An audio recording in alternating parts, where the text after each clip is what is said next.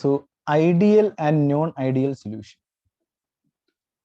Ideal and non-ideal solution. Okay, so here if I take ideal or non-ideal, in the chapter solutions, everything I am going to discuss is of what? Binary. In this thing, binary is in two components. Generally, what is meaning of binary? Zeros and one. Correct? Yes. So here also I'm just going to tell about what? Two components. That's it. So for example, A and B. Correct? Partial pressure of A with respect to partial pressure of B. So I'm not talking about partial pressure of C. So if it is P total, it will be what? P total, it will be PA plus PB, total of the thing. Okay, so let us consider about the ideal non-ideal solution. So I'll first discuss about what ideal solution.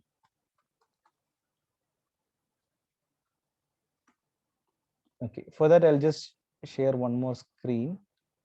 Let me take this thing. See, we can see this figure, correct? We can see something is constant. This is just like our what it is, Ohm's law thing. V proportional to I. But here vapor pressure is proportional to the mole fraction. P proportional to X, or P is equal to what? P1 is here, they have taken P1 is equal to X1 into P1 naught.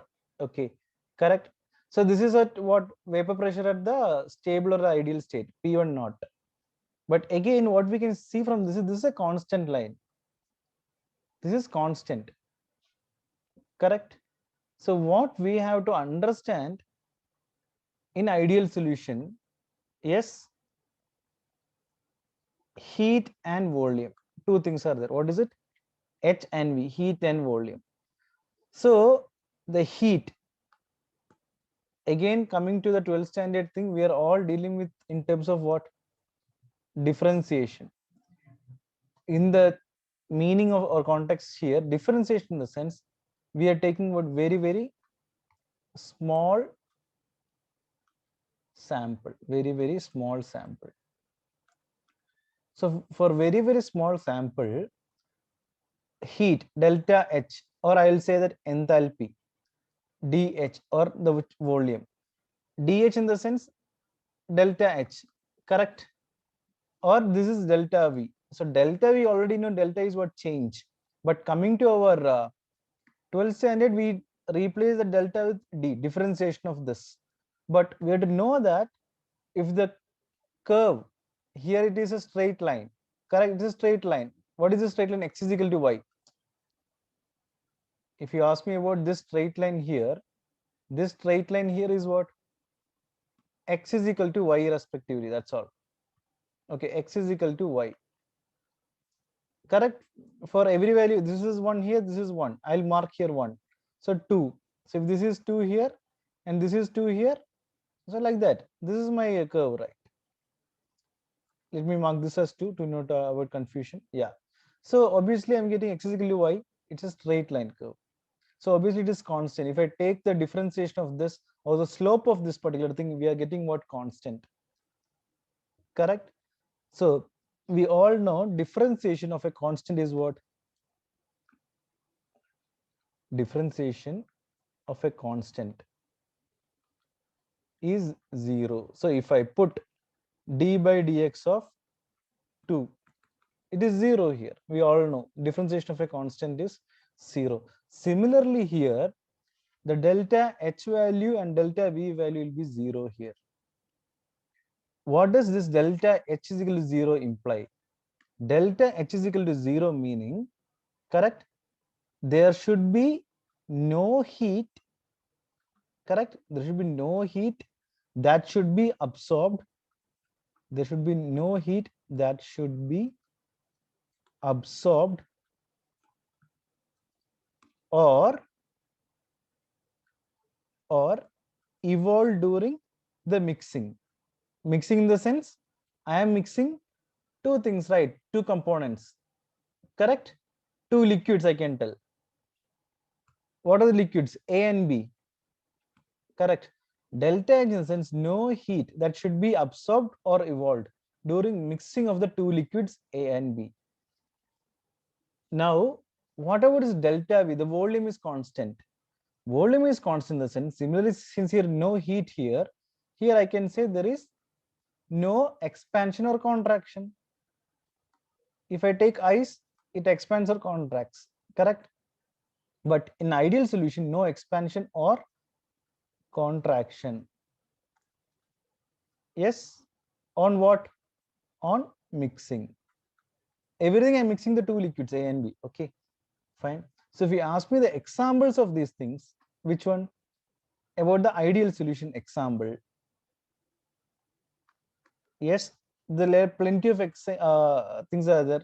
Mostly, most of the aromatic hydrocarbons. Okay, aromatic in the sense cyclic kind of things. Yes, so I can give it as what? What can give? Benzene halide I can give, correct? So a lot of things are there. And one more thing I can give is hexane, the alkane form, hexane, heptane, yes, and carbon tetrachloride. Examples I'll write down here. Okay, so one I already discussed about the aromatic thing. Other thing is what? N-hexane, correct? Then N-heptane, yes, and CCl4, carbon tetrachloride, correct? Yes. Then if I want, I can put there are a lot of things. CCl3 also, if I want, I can make it here. Okay, so this is some of the examples of ideal solution. Now let's come back to the non-ideal solution. Okay, so coming to the non-ideal, let me just take one more thing. The ideal, one more curve is there here.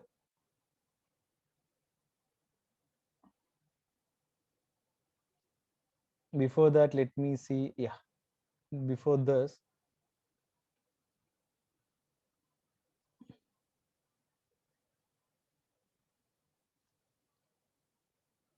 yes, this is one more curve where I had taken the two liquids here, correct? Here I taken the two liquids. Okay, yes. Yeah, I can see two things here, P1 naught and P2 naught here. Yes. So what does this mean actually? The vapor pressure of the liquid to vapor pressure of the second liquid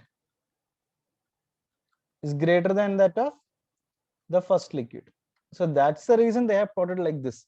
If it is equal, it will be on a straight line here. Okay. And P1 naught, we all know that what? Partial pressure of A is directly proportional to x1. So if I want to make it constant, I will put what? One in the steady state or in the stable state. That is what my P1 naught here into x1. So when it will be maximum, when x1 is equal to 1, it will be minimum when x1 is equal to 0. So for that, I will draw an imaginary line here. So similarly, the same thing is done for the second liquid too. Now coming to this. Now coming to my non-ideal solution. So again, I'm talking about what now? Non-ideal. Let me come back to this. So non-ideal solution, this is kind of same graph only. This is a kind of same graph, but before me talking about the graph, let me write down here non-ideal solutions. Okay, so there I told what? Constant volume. Previously I told what? Volume is constant, delta V is constant, and delta H is constant. Yes, but here it is not constant, or it is not equal to 0. The differentiated value is not equal to 0. In the sense, what does this mean is, I'll tell you. It can be something like d by dx of x square plus x plus 2, something like that.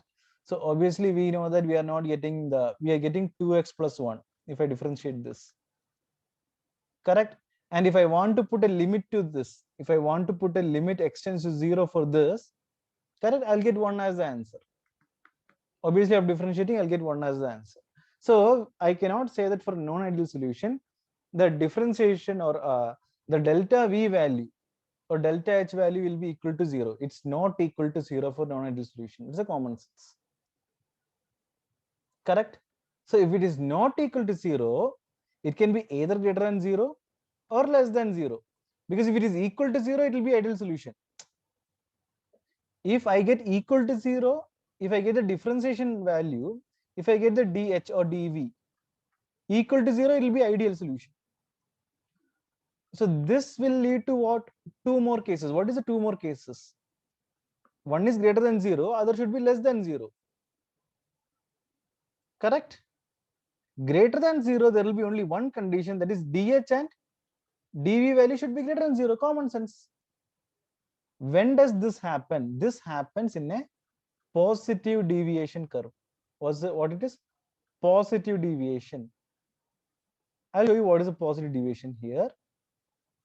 One second. Let me go to this. This is my positive deviation. The same graph, the same graph. This is the graph. Which one? The P1 naught or P01, whatever it is. And this is nothing but what? P2 naught. Here they're taken it at a different level. Correct? I just want to take only the positive side of this. I'll draw with another pen, that will be fine. Yes, here also I'll just take the positive side. In the sense, on the top of this, I'm drawing.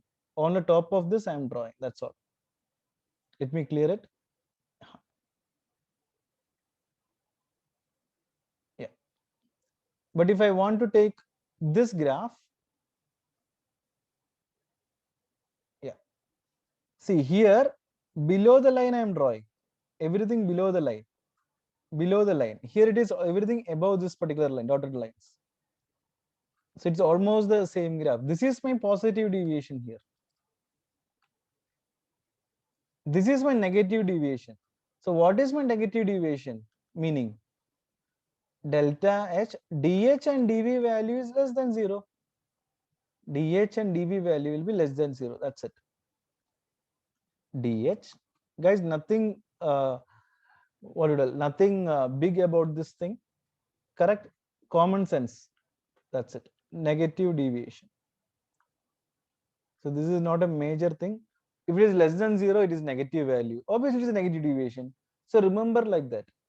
Correct? Yes? Remember like that. But only thing what I can see in the negative and positive thing, yes, if you can see here, let me just take it again. The graph. Correct? In both the thing, the partial pressure, yes, of PA. Let me draw this thing, the PA. The partial pressure of this is greater than what? Mole fraction. XA. PB greater than another mole fraction. Yes, this is for my positive deviation. Yes, and just to tell you this example of this, I would like to tell about ethanol. Yes, ethanol I can say. Again, chemistry comes with a lot of exceptions. And one more thing is cyclohexane.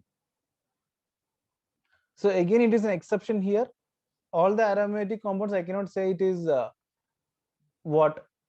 ideal to for this.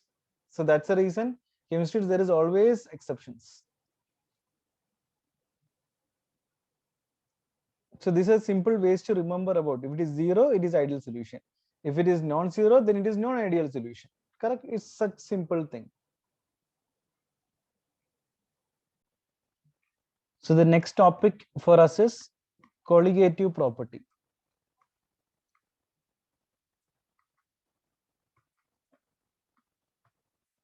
Okay.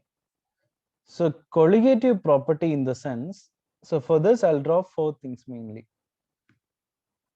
Okay, it depends on the following 4 factors. Let me draw it.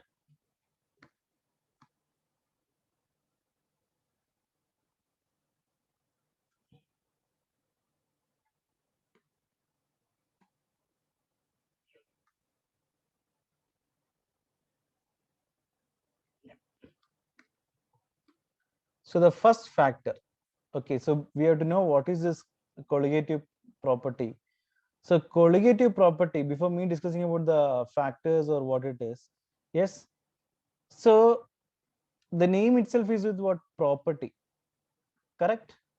So the properties of dilute solution, it is nothing but the what? The properties of dilute solutions which depend on only on what? Number of particles of solute. Number of particles of solute. The properties of dilute solution, which in turn depends on the number of particles of the solute which is present in the solution. So what is it? The properties of dilute solution that depends on the number of particles of solute, yes, that is present in the solution, and not on their identity. Okay, now I'll tell you what are those properties which it is depend on. The first one, let me take elevation of boiling point.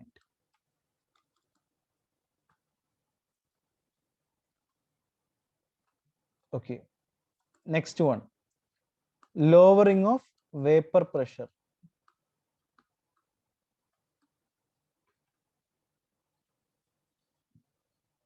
Yes, then depression of freezing point.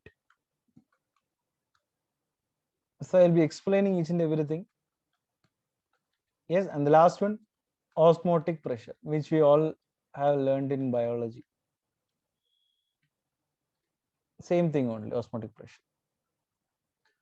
So first thing, let me take about this particular one, because again, boiling point and freezing point can be done first, correct? Lowering of vapor pressure. Yes, correct. Lowering of vapor pressure, if I want, how do I lower the vapor pressure? If it is a volatile solution, obviously we know, correct, liquid is being converted to water vapor. How do I lower the vapor pressure? By vapor pressure, by mixing it with non-volatile solute.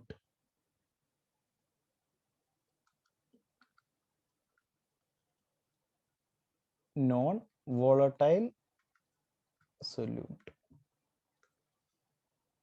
Yes. So as per this colligative properties, the lowering of vapor pressure, correct? So lowering of vapor pressure by what? By non-volatile solute. That is my first one, correct? So what they're trying to tell is, yes, this is equal to the relate, I'll write on here, the lowering of vapor pressure by mixing with the non-volatile solute is equal to what? The mole fraction of the solute present in the solution. So this is equal to what? Mole fraction of the solute. Okay, there is a simple formula which we will be, so this solute, whenever I say the say anything about the solute, that is in the solution. Okay, so what it is, the relative the relative lowering of the vapor pressure by mixing with the non-volatile solute is equal to what? Mole fraction of solute which is present in the solution. Okay, there is simple formula for this which I'll write it down here. P1 naught minus P1 by P1 naught, this is equal to what? W2 into M1 by M2 into W1. Okay, fine. So again, coming to this, M is a molality, yes, and M2 is a molar mass. We can tell in this particular thing, and W and W2 is the weight of the liquids, like which will be given in the problems. Now coming to our this thing, the first factor what I discussed was lowering of vapor pressure. Next thing is, I told you we will be discussing about what?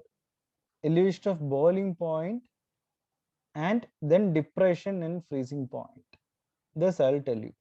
I'll just take the graph of the same so that it will be easy for me to tell.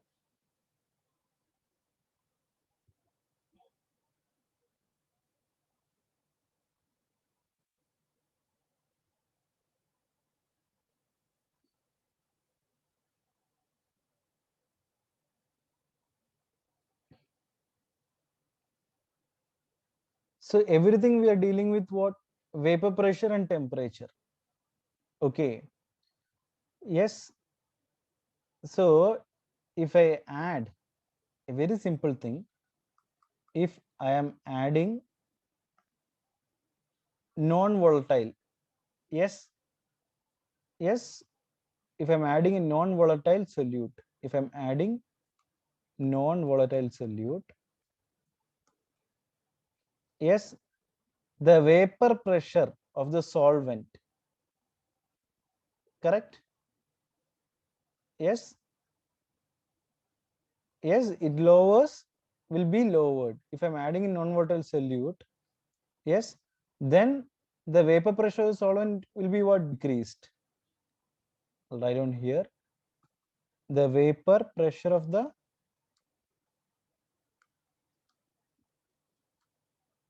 solvent decreases. Yes, correct. So if my vapor pressure of the solvent is decreased, so obviously the vapor pressure of the solution, yes, the solution is always lower than that of what? The pure solvent. The vapor pressure of the solution is always lower than,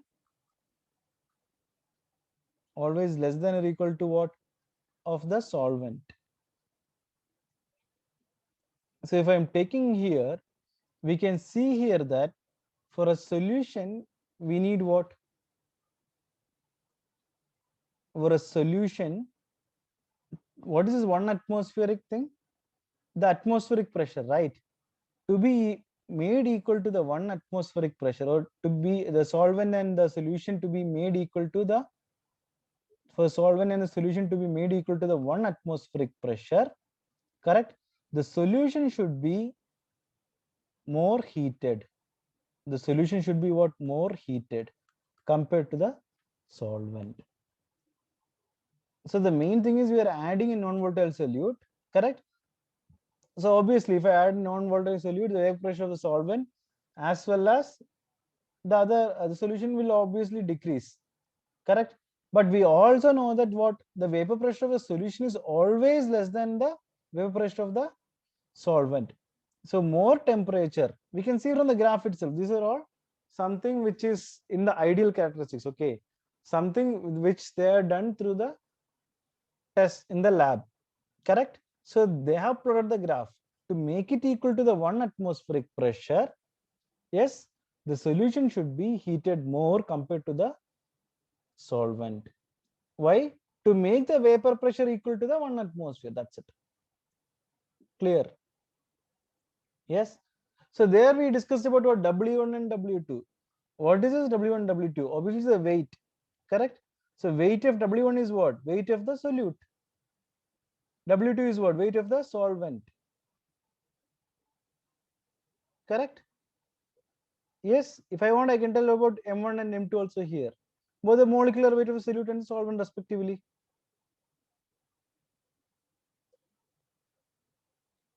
Okay. So this is nothing but my what? Elevation of the boiling point in by this is by adding in non-volatile solute. So this is the one which I have told here. Temperature. This temperature. Yes, correct. Delta TB. What is this delta TB? The change between what? Yes, TB and TB naught. TB and TB naught. We had it in the graph. Delta TB.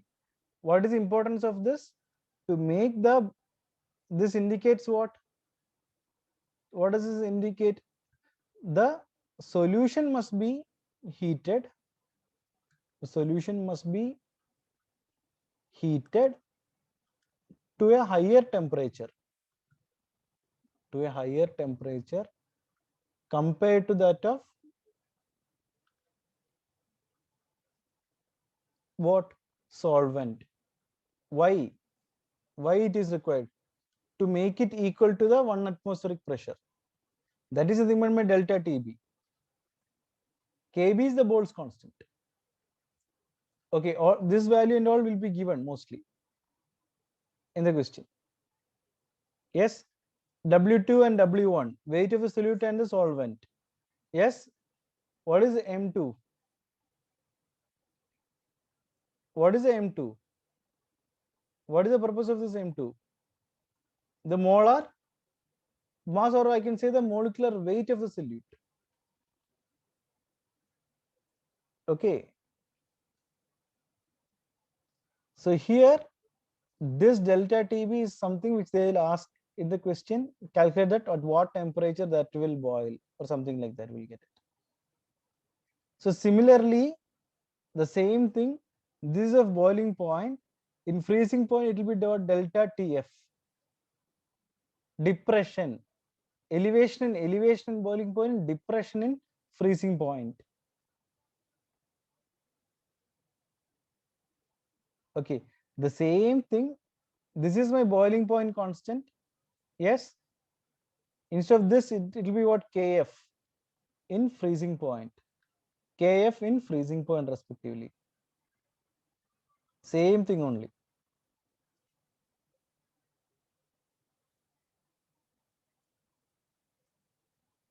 The same thing here.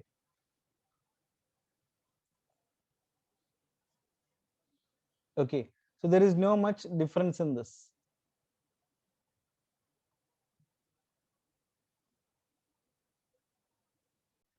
So osmosis is something which you already learned in the lower classes. So I'm not going deeper into that.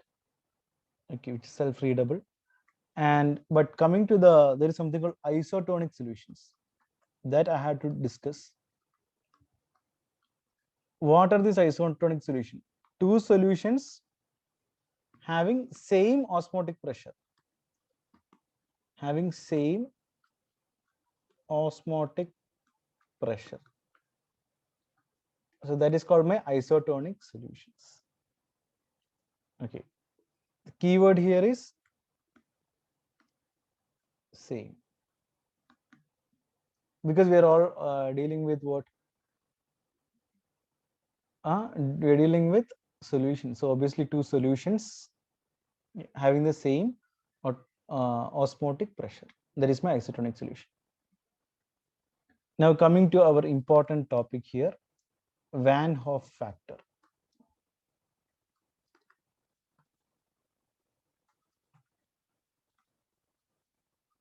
Very easy. It's represented by I. Yeah, this I.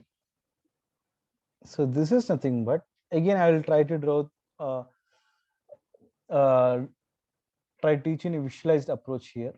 Okay, I'll draw two boxes, or else I'll draw two bubble kind of thing. That will be fine. 1 and 2. Now I'll draw small thing here.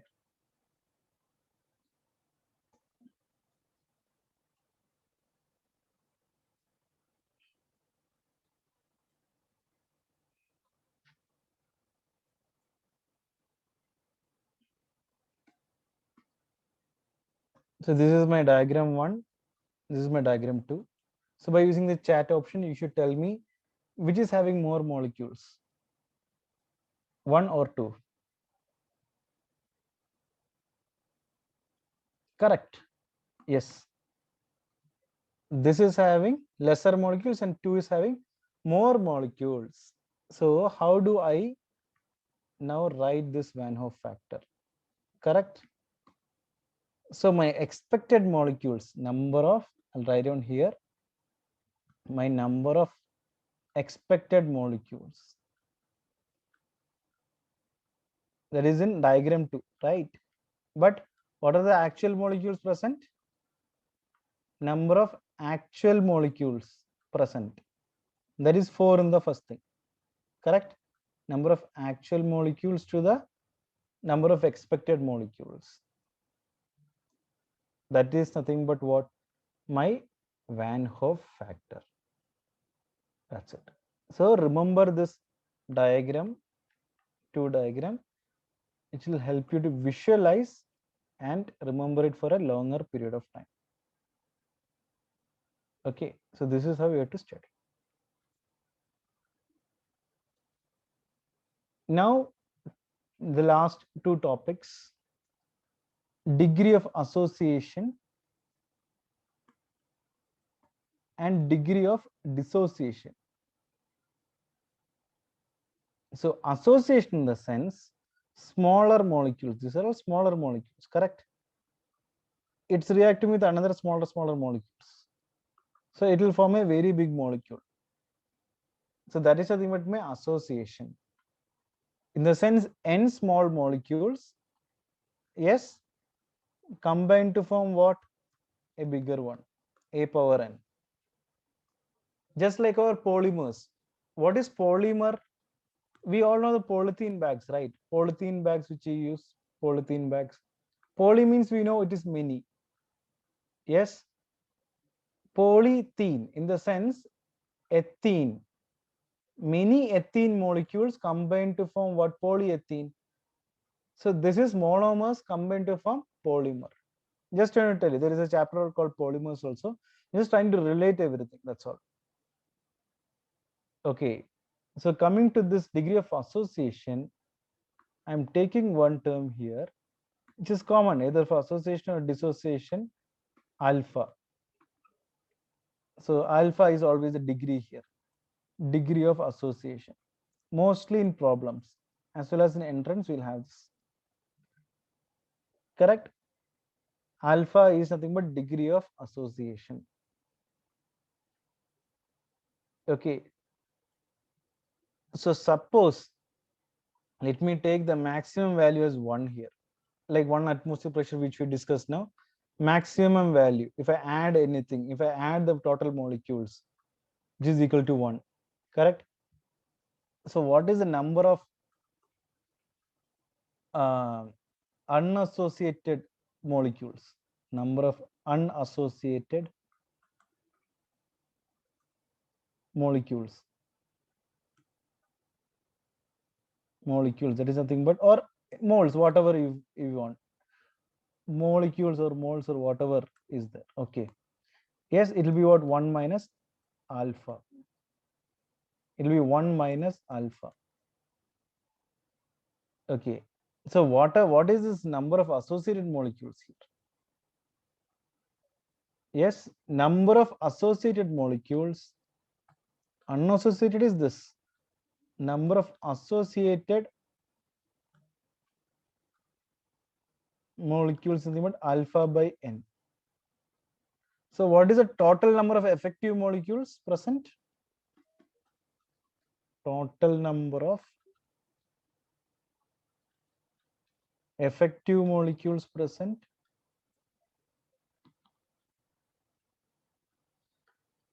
Yes, there is a event. I have to add it. 1 minus alpha plus alpha by n.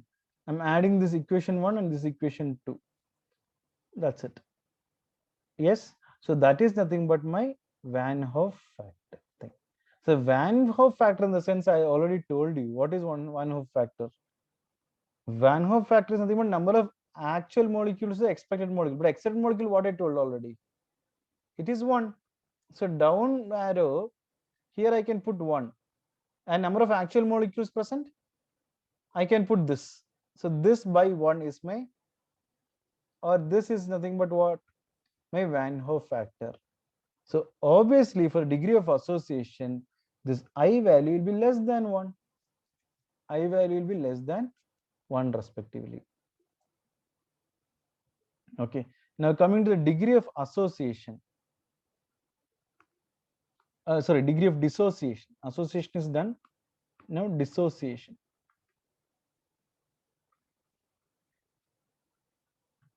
Dissociation. Sorry, I have just missed a small spelling. It is dissociation. Okay. Yes, dissociation. If I want, I can take potassium chloride example. How does it dissociate? Or NaCl. If you want, you can take NaCl also. Na plus and Cl minus. Dissociation is dissociating, right? So what is happening here? In the first case here, if I draw the first case, this case, what is happening with this case? Here, KCl, the potassium chloride is dissociating into what? K plus and Cl minus. Sodium chloride dissociating towards sodium. So a bigger molecule is being converted into its corresponding or its associated smaller components. So this is very important in problems. What I'm going to do now. So my 1 minus alpha. Okay. So what is this? This is my, I'll write on here. This is my alpha and alpha, degree of dissociation thing. Correct? So KCl, that is nothing but my 1 minus alpha. Yes. So what is the total number of, if someone asks me what is the total number of molecules after dissociation, so I have to add what? 1 minus alpha plus alpha plus alpha. So answer is 1 plus alpha. This is my total number of moles after dissociation. So what is my Van Hoff factor here? 1 plus alpha by 1. That is nothing but 1 plus alpha. So obviously here I value should be greater than 1. Common sense. Correct. So in general for this, what I can write in general Van Hoff factor for the degree of dissociation, I can write what? I is equal to 1 plus n minus 1 into alpha. Okay. So that is n is nothing but the so if you ask me what is this n here, what is n? N is nothing but number of particles formed after dissociation.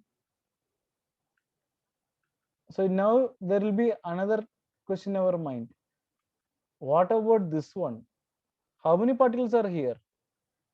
One. Totally 2 particles are here. Yes, so it will be what? 1 plus 2 minus 1. N value is 2 for this sodium chloride or potassium chloride. So 1 plus alpha. So obviously the I should be greater than 1. That's it. Okay, so we have to remember these terms: 1 minus alpha, alpha and alpha. That's it. For degree of dissociation respectively. That's it.